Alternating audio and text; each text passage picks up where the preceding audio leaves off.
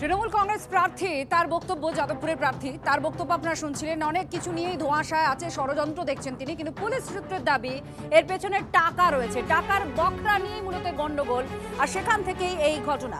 সায়ন্ত আমাদের প্রতিনিধির সঙ্গে রয়েছেন, আরো বিস্তারিতভাবে জানাচ্ছেন। সায়ন্ত, পুলিশের সূত্র বলছে যে টাকার বকরা নিয়েই গন্ডগোলের সূত্রপাত, আর তারপরে এই ঘটনা। ঠিক কি হয়েছিল?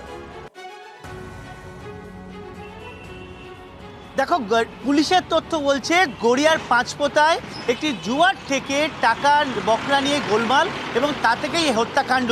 কিন্তু স্থানীয় সূত্র বলছে বা স্থানীয় মানুষদের তরফে যেটা জানা যাচ্ছে, শুধুমাত্র জুয়া নয়, এই পাটুলি যাদবপুর এলাকায় কিন্তু একটা বড় সিন্ডিকেট ব্যবসা রমরমিয়ে চলছে এবং সেটা ফুলে ফেঁপে উঠেছে।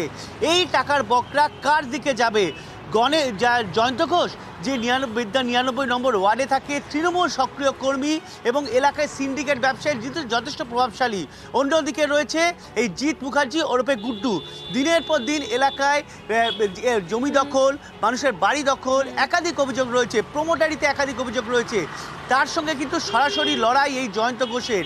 শুধুমাত্র যে সিন্ডিকেট ব্যবসায় এই ঝামেলা বেঁধেছে তা নয়, এর সঙ্গে রয়েছে প্রমোটারি, নির্মাণ ব্যবসা, ইমারতি সামগ্রী সরবরাহ, একাধিক ক্ষেত্রে কিন্তু এই দুজনের মধ্যে দ্বন্দ্ব চরমে উঠেছিল বলে এলাকা সূত্রে। সায়ন্ত।